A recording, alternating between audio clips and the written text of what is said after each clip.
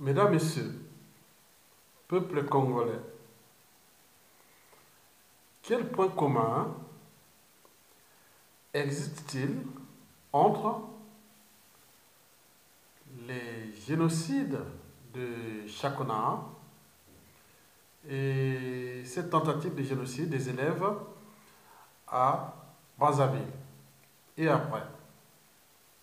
Mesdames, Messieurs, Chakona, vous connaissez, c'était au mois de juillet, où des jeunes des quartiers nord de Brazzaville furent interpellés par la police politique qui les avait conduits au commissariat de Chakona à Pila. Et parmi ces 20 jeunes, il y a 14 d'entre eux avaient été assassinés dans des conditions inhumaines. Et depuis là, jamais d'enquête fiable. D'ailleurs, on a essayé un peu de menacer les parents.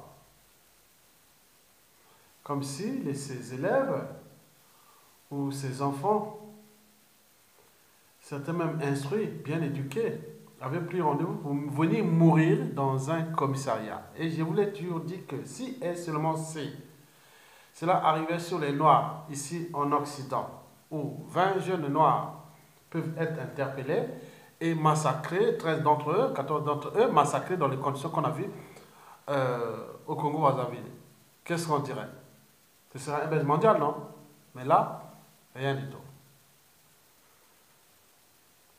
Mesdames et Messieurs, après Chakona, nous avions eu cette tentative de génocide qui s'est passée notamment dans le collège Edouard Ganga à Brazzaville et puis au lycée technique du 1er mai à Brazzaville.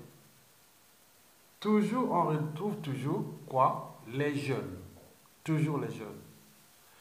Donc, il y a un lien entre le régime de Sassou Nguesso et les jeunes. Parce que pourquoi? Parce que pour Sassou Nguesso, tuer les jeunes, c'est trouver une forme de virginité. Par rapport à ce que ces loges franc-maçonniques, oui, ou ces pratiques qu'ils appellent mystiques, d'autres diaboliques ou sataniques, mais moi, ce serait au cœur des affaires criminelles, c'est-à-dire relevant du droit pénal. Sassou, c'est quelqu'un c'est un psychopathe, sociopathe, un cynique à caractère hystérique et paranoïaque. Donc, tout un peuple est en danger. Il s'acharne toujours contre la jeunesse. Parce que pour lui, la jeunesse, c'est l'énergie. Donc, capter cette énergie par le sang, c'est pour lui donner de force de rester encore là au pouvoir à vie. Et remplir son boulot ou achever son boulot, c'est-à-dire détruire ce peuple congolais. Et c'est ce qu'il est en train de faire avec réussite d'ailleurs, puisque quelque part ce peuple congolais a tout renoncé à ses droits et devoirs d'abord d'être en vie, les droits et devoirs d'être citoyen, les droits et devoirs d'être peuple. Sinon, comment cela se fait quand au niveau civil, politique et militaire, nous ne sommes pas capables de le mettre hors d'état de nuit, un être mortel qui va partir et nous laisser une poudrière. Sassou Nguesso ne s'attaque prioritairement qu'aux jeunes. Et pourquoi? Pour ce que je vous ai précisé, c'est-à-dire capter cette énergie de la jeunesse. Donc, la virginité, l'innocence de l'enfant et compagnie. Pour lui, c'est ça. Bien sûr que son monde n'est tourné que vers les ténèbres. Sassou Nguesso est l'incarnation du mal. Mesdames et Messieurs, peuple congolais. Bon, Sassou Nguesso aussi a besoin de tuer cette jeunesse parce que c'est une façon de choquer. Il utilise toujours la violence. C'est pour choquer. Que faites attention pour que la population ait peur. À chaque fois qu'il est en difficulté politique, économique, même diplomatique ou géostratégique et compagnie, chaque fois il vient s'acharner toujours contre ses propres semblables, qui ne sont pas capables aussi de s'affranchir de cet esclavage diamantal, de cet esclavage émotionnel. de cet esclavage psychique. Mesdames, Messieurs, donc, vous avez tout compris, que ça ne va pas s'arrêter là. Tant que ça sera là, vous allez perdre bon nombre de jeunes dans ce pays.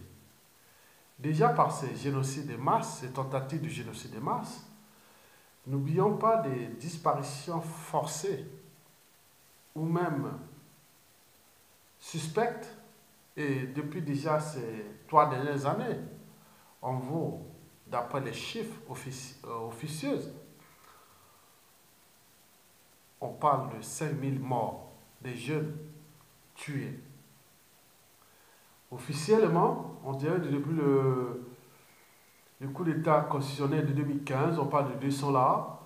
Et pendant 2016, avec la guerre du Poule et tous ces choses de l'arrière-Congo et tout ça, bon, pour eux, c'est 300. Et depuis 2017, on parle de 100. Et après, bon, ben, là, on vient de parler avec Chakona et autres, on parle de 30, 40. Mais pour eux, qu'on arrive même à 100 jeunes massacrés, et comme ça, pour eux, bon, c'est pas des gros chiffres, quoi.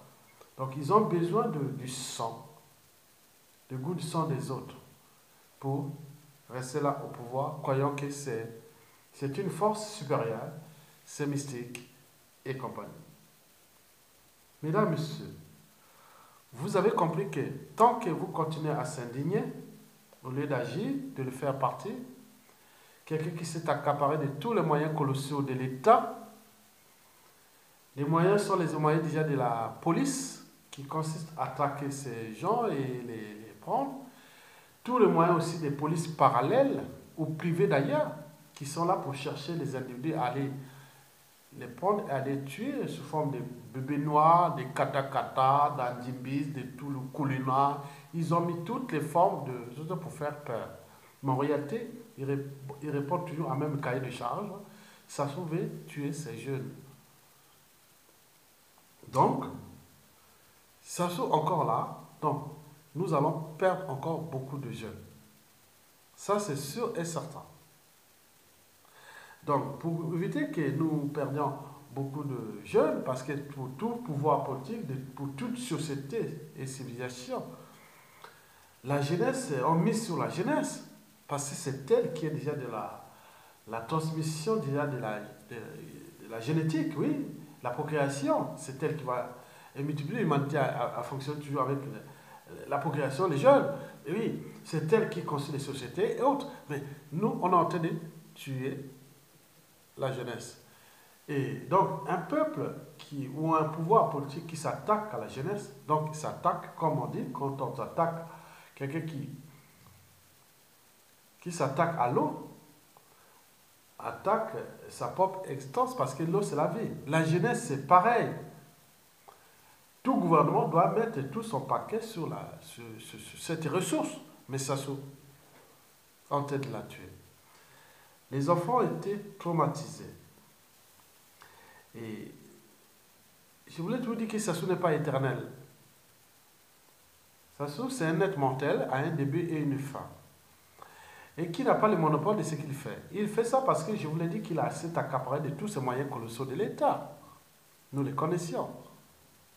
Et qu'il a acquis de manière illégale, illégitime. Il n'a pas reçu mandat. Il en abuse d'ailleurs. Ben oui, et qu'est-ce que ça peut faire? Puisque vous n'êtes pas capable de s'affranchir de lui. Tant au niveau civil, politique et militaire. Donc il en abuse de ses moyens. Et qui devient certainement sa propriété privée. Et pour combien de temps encore, mais en attendant, il en abuse. Les moyens de la police, qu'il a transformé en une police politique et une police d'insécurité. Les moyens de la justice, qu'il a transformé en un moyen de l'administration de l'injustice. Et du goulag, en tenant compte des prisons. Les moyens de compte public qu'il a fait qu'il devienne les DAB, les distributeurs automatiques de billets. Donc ils endettent le pays, il fait ce qu'il veut. Vous avez les moyens de la diplomatie, qu'il a transformé en moyen d'achat de conscience, de lobbying, on laisse tomber, on le laisse faire. Bon. Nous n'oublions pas les moyens de France Afrique qui lui ont donné les moyens de faire les hold-up électoraux sans fin et qu'il est là, qui remplit son rôle. Je vous dis que derrière toutes ces relations, diplomatiques, économiques et autres, c'est toujours l'individu, l'humain. Les relations sociales, entre confiance, méfiance et défiance, entre la psychanalyse des uns et des autres. Ce que les gens sont en train de faire,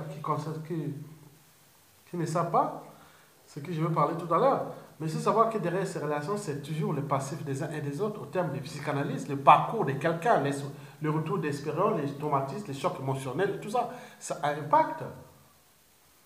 Ce que vous êtes en train de faire là, c'est demain, ce sont des victimes de Sassou qui vont être là pour traiter les Sassou et les Nguesso. Et c'est ça les dangers contre eux-mêmes. Les Sassou et les Nguesso. Rien ne se crée, rien ne se perd, tout se transforme. Mesdames, Messieurs, ceci dit, vous avez compris le point commun déjà existant entre les différents génocides depuis Chakona et là. Donc, mais il y en a eu bien d'autres, hein, depuis presque 50 ans avec ce monsieur. Mais il est là.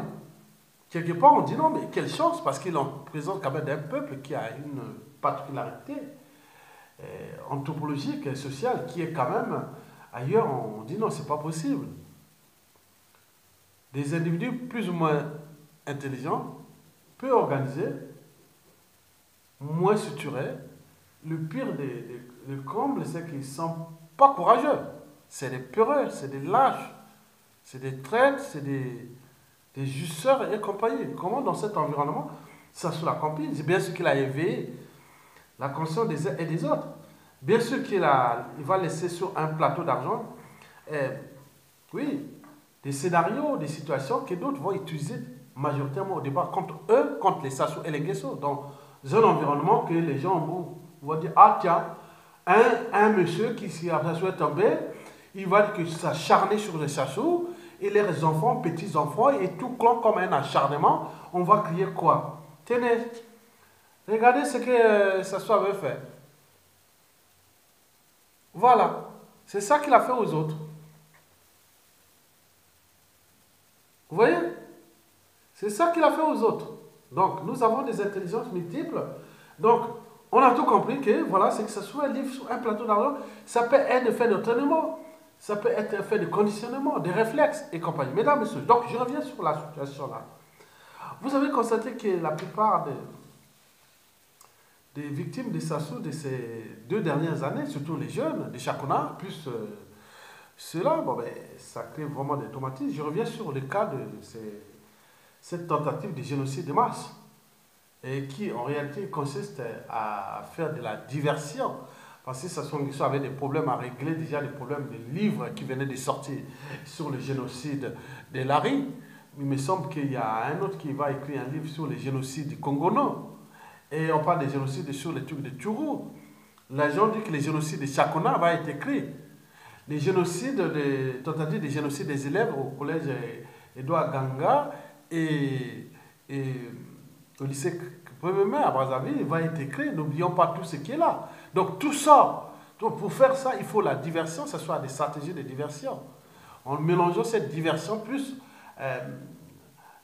le choc émotionnel, c'est-à-dire la violence et compagnie, pour faire peur. Mesdames, Messieurs, peuple congolais, vous avez par exemple pu voir que la plupart c'était des jeunes, soit en âge de pré-adolescence ou adolescence. Vous savez qu'il y a cet âge qui va déjà entre 12 et 18 ans. C'est l'âge où notre sympathique cerveau est en pleine activité d'interaction neuronale. C'est-à-dire, il prépare le passage de la vie de l'enfance, les stages juvéniles, à l'âge adulte. Donc, pendant cet âge que notre cerveau est en construction intense, mentale, émotionnelle et sociale.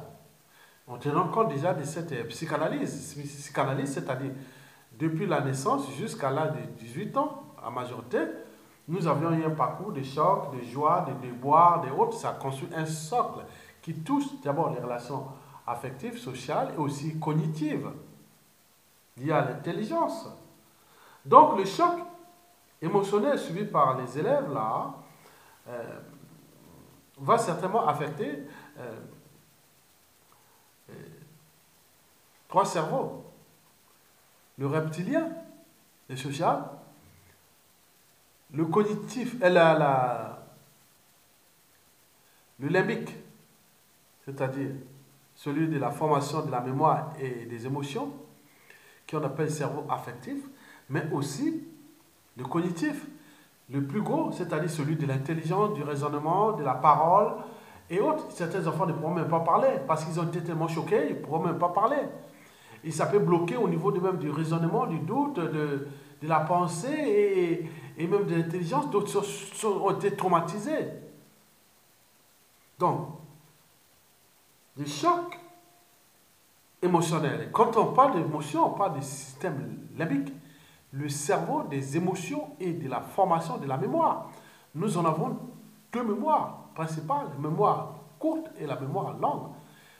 Et les enfants là ont gardé dans leur cerveau limbique ou cerveau affectif, et oui, ce drame-là, ce traumatisme-là, chaque fois qu'on voit, vous voyez, dans la nature, même on a vu que certains oiseaux, ou même les animaux, quand ils voient un félin ou un danger, ils alertent les autres. Même si vous avez fait du mal à un certain nombre d'animaux dans la nature, parfois dans un endroit, quand tu vois l'individu, il crie, crie, crie, crie. Donc il voit qu'il a l'air de danger. Donc c'est rentré dans leur cerveau déjà qui est d'abord au niveau des cerveaux court terme, c'est-à-dire l'amygdale. Tellement que si on ne sort pas ces choses-là de leur tête, ils vont certainement être stockés dans le cerveau, dans la mémoire à long terme, c'est-à-dire dans l'amygdale. Et tous ces sommes-là qui jouent un rôle dans la régulation même des hormones, du système neurovégétatif, que ce soit le rythme cardiaque, la respiration, la digestion, la sudation, le rythme cardiaque, la fonction rénale et tout le corps. Ça peut perturber beaucoup de choses. Au niveau, parce que c'est le centre de commande du système limbique et c'est le centre de commande de la plupart des organes qui partent déjà du hypothalamus en passant par toute l'hypophyse, anté ou post-hypophyse, et qui peut arriver sur les glandes thyroïdiennes et descendre tous les autres glandes. Donc tout est lié dans ce corps-là en fonction des chocs émotionnels. Je pense que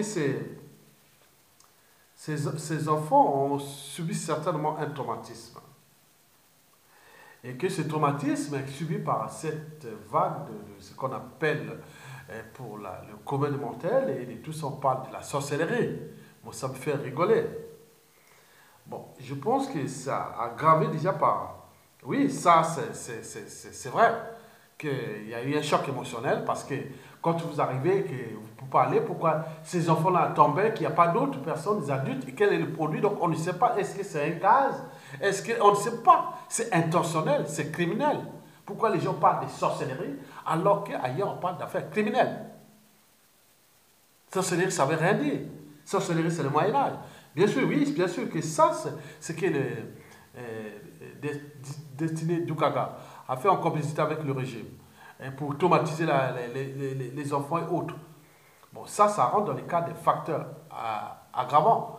Mais les facteurs déterminants sont ceux déjà sont ceux de la société et qui n'a pas encore franchi les barrières de la civilisation. On parle de ces affaires-là ailleurs, ce serait dans les affaires criminelles. D'abord politico-criminelles, parce qu'il y a une présence politique et plus mélangée avec les gens qui tombaient et autres, tous ces traumatismes. Donc, on est au cœur des affaires politico-criminelles. Mais eux, au niveau de ces facteurs déterminants qui sont liés à la société, qui n'a pas encore franchi les barrières du Moyen-Âge. Donc, la barrière de la raison, de l'esprit critique, de la conscience. Mais là, on parle plutôt de mystique, de satanique, de diabolique, de ceci, mystique. Donc, tout c'est formule magique. Alors, non. Les enfants là sont tombés pourquoi? Parce qu'il y a eu interaction scientifique, raisonnable, médicale, autre, par rapport à ce qu'ils ont mis, qui est rentré peut-être par le nez et la bouche, et qui a perturbé le fonctionnement de tout le corps, il fait que peut-être ils étaient en hypoxie, et autres, et peut-être qu'ils n'ont pas mangé, autre, plein de choses, on peut interpréter, c'est un terrain de jeu. Là, cette affaire est d'abord un terrain de jeu psychologique, mais également un terrain de jeu scientifique et médical, et voire psychologique, psychanalytique, et compagnie. Mais personne n'est là. On a des docteurs là, professeurs à l'université, de psychologie, de sociologie, de philosophie, même des sciences là à Marine-Gwabi, et il y en a plein là, qui est passé, qu'un professeur passé. On a pu voir, on a pu que voir les gens de la société civile comme Joe et Bina avec mon frère docteur Ibaka. Bon, j'ai dit bonjour, hein, merci pour les trucs que vous avez fait sur le colonel, le sergent caporal-chef Massola. Vous avez parlé bien que, voilà. Merci, mon gars, docteur Ibaka. Voilà. Bon, bref. Donc, là, on a pu voir que la société civile, les pauvres Bina, et les gens viennent donner un peu à manger, un peu de... Voilà, c'est pas grand-chose. Dans un pays où les gens vont... Donc, on voit comment les gens ont régné à tous leurs droits et devoirs d'être citoyens, d'être peuple et compagnie. C'est bien sûr que quand un peuple est régulièrement affamé, traqué, fliqué, meurtri, traumatisé, il est sûr que ce peuple ne puisse s'occuper qu'à des occupations médiocres. Et donc, ils sont plus capables de défendre même leur propre survie. On le sait. Mais donc, tout est à réformer après, mesdames, messieurs. Donc, on parle de mystique, de diabolique, de satanique, de... Oh non, mais non, non. Moi, ceux qui viennent de parler, ne parlez pas de ça. Ça, c'est vous. Moi, il y a deux affaires. Il y a d'abord, elle est d'abord, c'est-à-dire le traumatisme qui doit être traité du point de vue d'un groupe de parole, si on en avait. Prenez tous ces élèves, les psychologues, ils devaient passer, qu'est-ce qui s'est passé, rassurer, parler, parce que après, ça va revenir. Le cerveau, c'est une mémoire qui garde beaucoup de choses dans longtemps. Donc, il aurait pu aller déjà, les psychologues, s'il y a des services officiels, ou même des associations privées, aller et parler à ces élèves-là dans les familles, ou les regrouper, autres. Mais là, ce n'est pas possible parce que ça fait partie du même système, qu'on ne peut pas permettre qu'il y ait ce genre d'action. Donc, on comprend qu'on est en danger. Donc, d'où l'enjeu de mettre hors d'état de nuire ce système. Et le système, c'est qui? C'est comme dans toute organisation, qu'elle soit État, entreprise ou association. Quand il y a un dysfonctionnement, c'est celui qui a la tête qui en est responsable. Le poisson pourrit toujours par la tête. Donc, c'est Sassou qui a la tête. Donc, si vous laissez par contre Sassou qui il va vous détruire, un être mortel. Sassou peut mourir à tout instant. Il va nous laisser. Regardez, c'est des trucs qui vont dépasser dans la tête. Je vais vous dire pourquoi. Donc, la deuxième affaire, pour moi, elle est purement qui rentre dans le cadre des affaires criminelles. Si ces enfants-là sont tombés, si ce n'était pas des stimulations, peut-être qu'ils ont pris des enfants par-ci, par-là, les parents ont reçu l'argent ou autre pour aller faire des stimulations. Mais s'il n'y a pas ça, bon, moi je pense qu'on est au cœur des affaires criminelles. Et par conséquent, laissez d'abord la sorcellerie à côté. C'est mesurer le sang de ces gens-là, qu'est-ce qu'ils ont fait, et mesurer, et aller les accompagner, écouter, et voilà. Mesdames, Messieurs. Donc, si ce pouvoir a un peu d'humanité, il devait mettre des bouts de parole pour penser déjà l'après, demain. Parce que si nous ne pensons pas demain, la psychanalyse est lourde. Hein? Moi, je vous dis sincèrement que moi, en 1984, moi, je suis né à Brazzaville. Mon père m'amène au village, je suis né à Brazzaville le 1er juin 1963. Je n'ai jamais caché mon âge, il est là. Et il nous amène au village, je rentre à l'école à l'âge de 9 ans. C'était en 1972, voilà, que je suis rentré à l'école. En 1984, j'étais en première, au lycée Salvador Allende de Makwa. Donc j'ai fait l'école primaire au village, hein, 40 km de Makwa, en allant vers Ouisso. Et le collège à Makwa, au collège Edouard Mbeta, puis le lycée, au lycée Salvador Allende, l'unique lycée du Nord à l'époque. Tous les Nord du Congo, après Brazzaville, nous n'avons pas de lycée jusqu'à frontière avec le Cameroun, le Centrafrique, il n'y avait que chez moi, au village, dans ma ville. À Makwa, j'ai eu cette chance. Mais moi, je rentre en première, hein. Quand j'étais en première scientifique, moi, bon, déjà quand on était dans cette bourgade-là, moi j'avais la limite entre, j'avais 1 kilomètre là par là, c'était le lycée, qui passe pas loin de la Likwala Mosaka, le troisième plus gros affluent du fleuve Congo. Et là, à 800 mètres, là, par là, c'était le collège. Là, devant là-bas, c'était en allant vers l'ouest, c'était l'aéroport de Makwa et avec la route de Tumbi. Et derrière là, juste à 2 km, c'était le centre-ville. En allant vers le centre-ville. Bon, donc là, on passe l'équateur. Donc, moi, j'étais en classe de première, je n'avais pas de problème. J'avais cet endroit où nous étions d'abord nombreux, 8 à l'époque, qu'on venait du village, de partout. Bon, d'autres échouaient, donc ils sont repartis au village. Et moi, j'étais resté le seul. Et les autres, deux autres étaient partis à Brazzaville pour les raisons de mon oncle, et autres étaient partis à Brazzaville, et autres, la plupart devaient échouer, ils étaient repartis au village.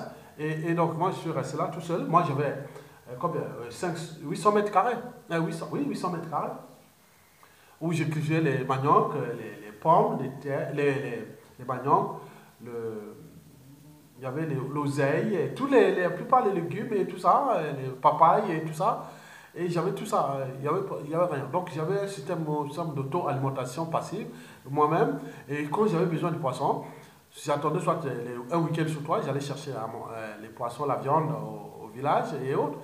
Ou quand j'avais l'argent, on me donnait l'argent du parent du village et autres. Bon, je prenais ma part de l'argent que j'avais déjà. Hein, et j'allais parfois acheter des trucs au marché au centre-ville là-bas, ou dans les commerçants au centre-ville. Bon, bref. Mais souvent, quand je sortais du lycée, j'avais mes crins là sur mon sac, et j'ai passé sur la Nicolas Moussaka. Je mettais les reins, j'en ai une silure, ou un cap, ou autre, ou poisson chat, ou autre, deux ou trois cartes, je mets là, je viens, je prépare le truc, j'étais là déjà tranquille. Et le week-end, souvent quand j'étais là, j'invitais les gens, parce que là, il y avait des gens qui venaient de la plupart du nord, c'est-à-dire des Bochis, des Sassou Nguesso, les Kouyou de Marengoabi, il y avait beaucoup de gens de cuvette ouest, des Téké, et souvent les gens qui venaient aussi de la Songa, et aussi quelque part un peu de Likuba ou de Moussaka. Donc on était entouré des gens qui venaient là. Donc je les invitais, une forme d'agora, et que j'étais là le week-end, on discutait. Mais c'est que bizarre, au mois de mars 1984, je sors du lycée, donc ce jour-là, il y avait un cours de sciences physiques, et Madame Pernet n'est pas venue, paraît-on, était malade. Donc Madame Pernet, c'est les anciennes, comme on dit, les colons qui sont restés. Hein. Donc c'est une femme à l'époque. Paraît-on, elle est encore en vie. Hein. C'est pas Célémente. Non, mais on m'a dit qu'elle est encore en vie. Donc si elle est encore en vie, je pense qu'elle aura aujourd'hui 100 ans. Elle était vieille à l'époque quand j'étais dire au lycée. Et donc aujourd'hui, au moins proche de 100 ans. Quelle longévité. Et donc, elle nous enseignait les sciences physiques. Le professeur de mathématiques, c'est un Français aussi, M. Meunier. Bon, donc il y avait un terrain en coopération, il y avait beaucoup de Français qui nous enseignaient les sciences. Et donc, je sors là, je dis non, mais où est-ce que je veux faire je rentre, non, il y a à manger, je peux aller faire la pêche, je vais marcher. Donc j'ai marché, je suis passé par les quartiers Ebongo, là où passent les Fabien Adouki et tout ça, je monte là, bouffe. J'arrive là, bizarrement, j'entends la musique à 15h30 que j'arrive. Mais je dis non, mais c'est quoi cette... Il y avait une secte, qu'on appelle la secte Esaïe, qui était en face de moi. On connaissait le rythme de leur secte, quoi. Mais il faut savoir que beaucoup de gens, celui qui avait même pris le contrôle, il avait échoué au collège. Je l'ai dépassé au collège. Beaucoup avaient échoué. C'était des élèves, mauvais élèves. Ils s'étaient retrouvés dans cette secte-là, Esaïe, dont le gourou devait se trouver à Brazzaville. Donc Makwa était le pôle 2 de ces sectes Esaïe. Donc, je connaissais les rythmes, ça m'aidait parfois, hein, mais parfois il y avait beaucoup de nuisances sonores, c'est vrai. Ils faisaient les prières de minuit, de 6h du matin, de midi et de 18h. Sauf les dimanches. Les dimanches, c'était à partir de 11h midi, et c'était tout l'après-midi. C'était chaud. Dimanche, c'est bon.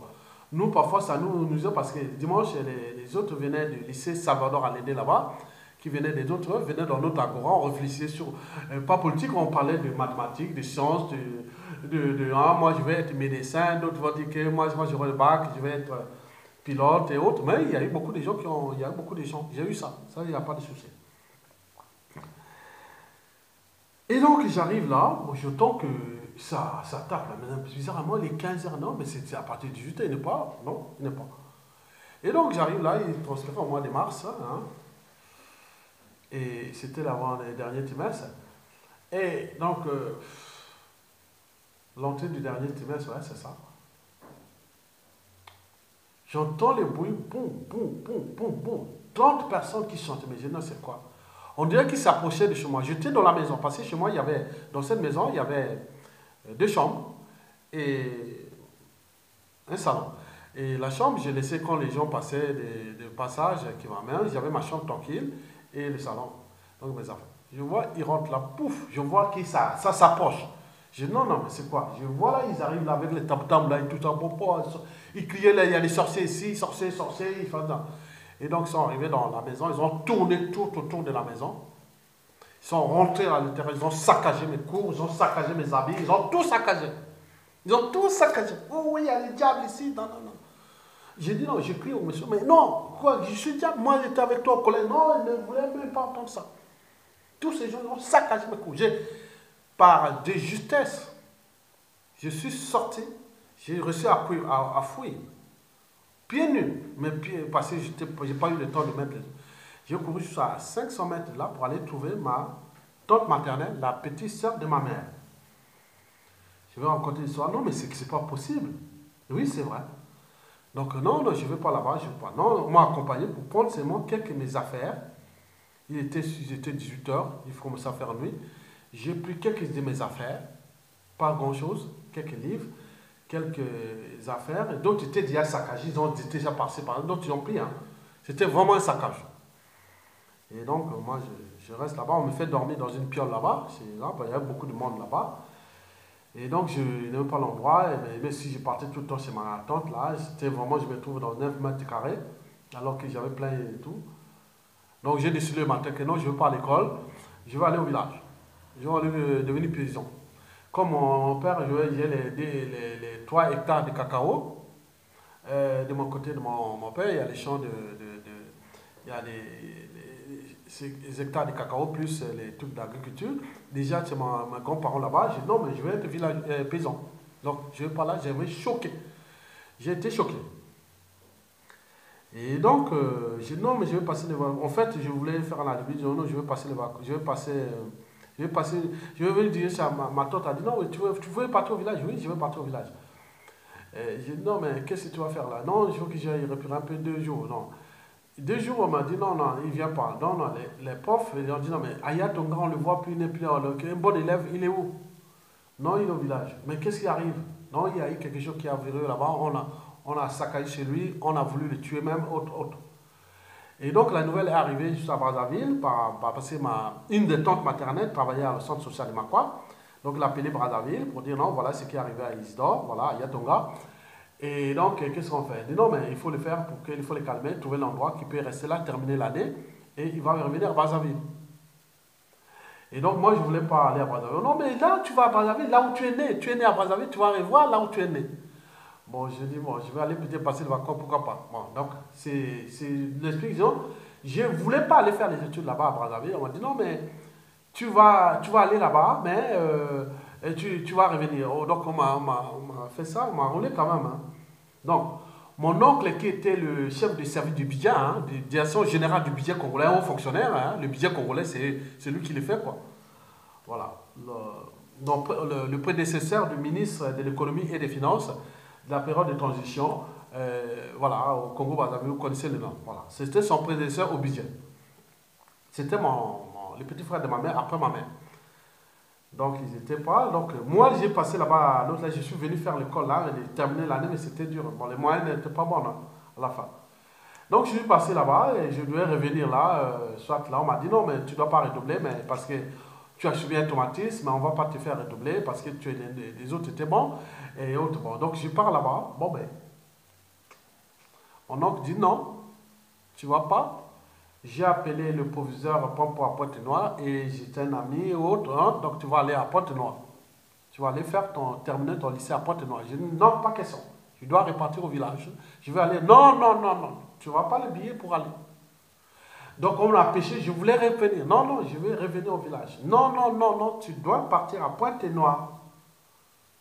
Donc, la Brazzaville, ici, il y a beaucoup de monde, à la maison. Si on veut que tu aies un cap là, parce qu'à Pointe-Noire, tu seras avec ton oncle douanier, qui est douanier là au port de Pointe-Noire. Donc, vous allez, voilà. Donc, c'est là que j'arrive à Paka, Mvumvu et autres. Je suis au lycée là-bas, je reviens à la fac des sciences.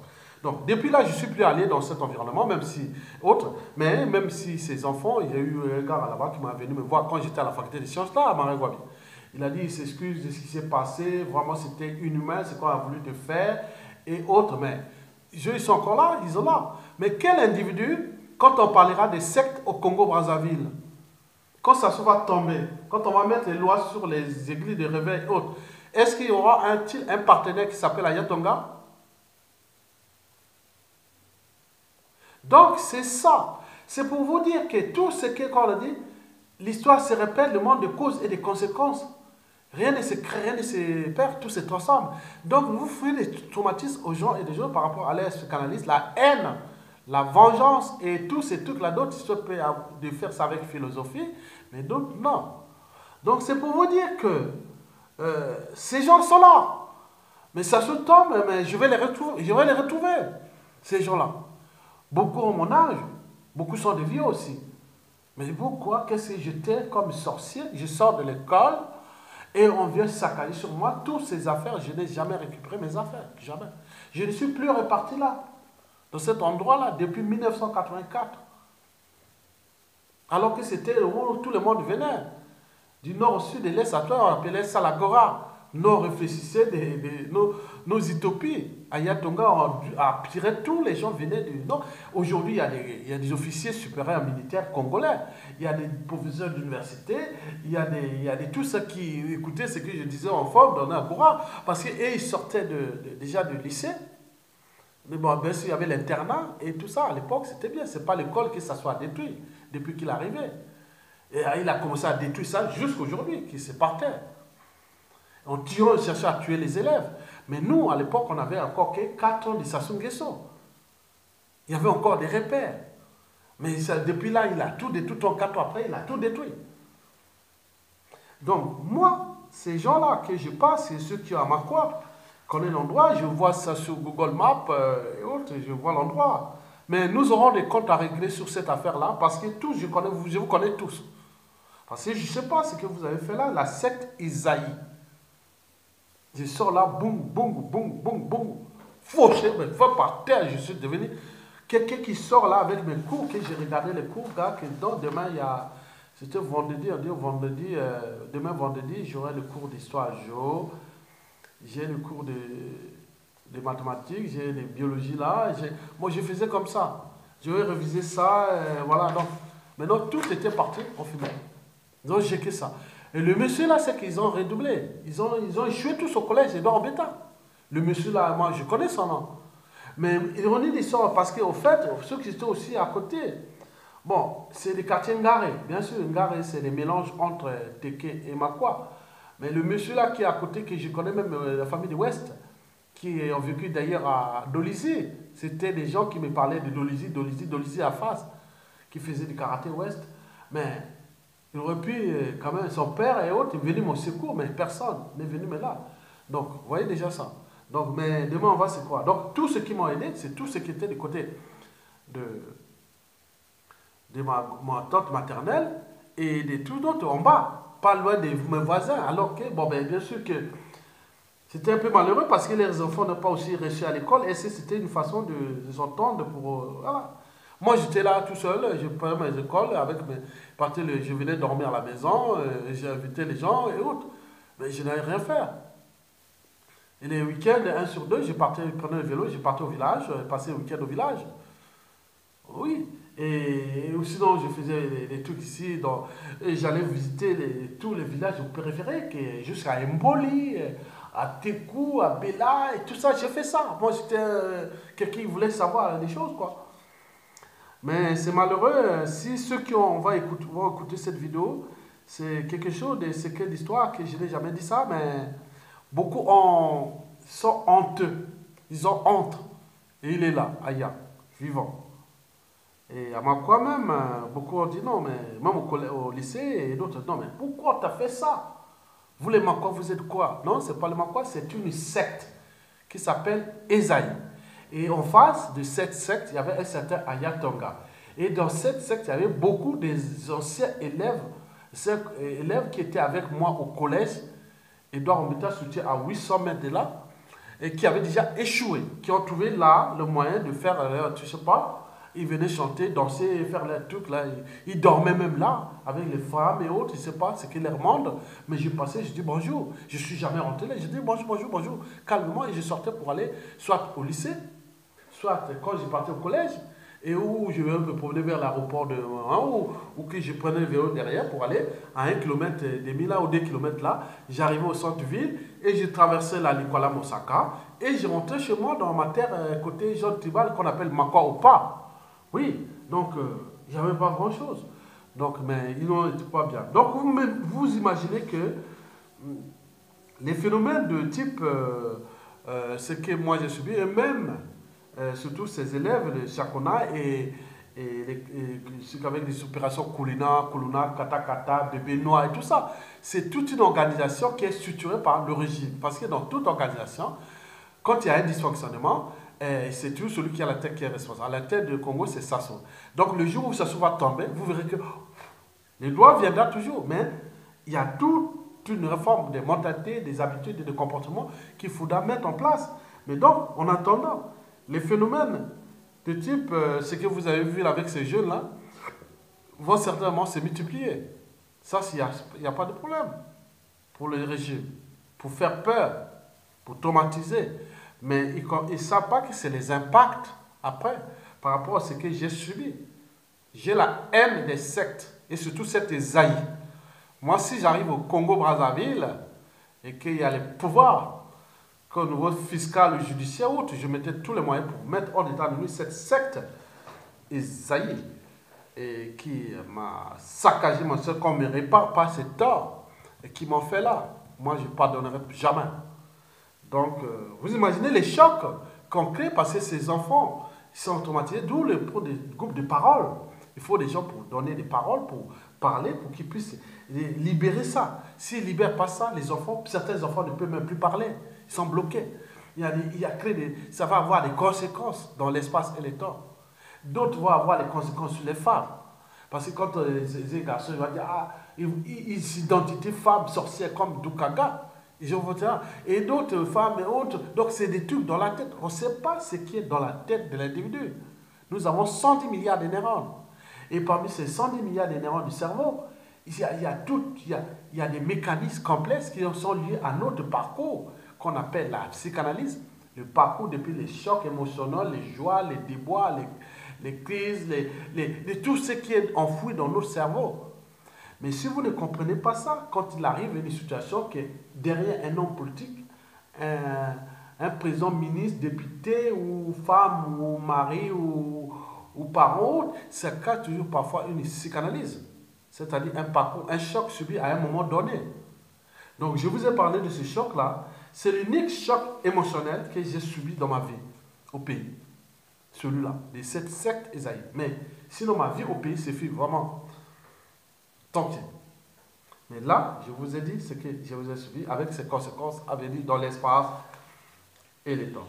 Mesdames, Messieurs, je vous remercie et à bientôt.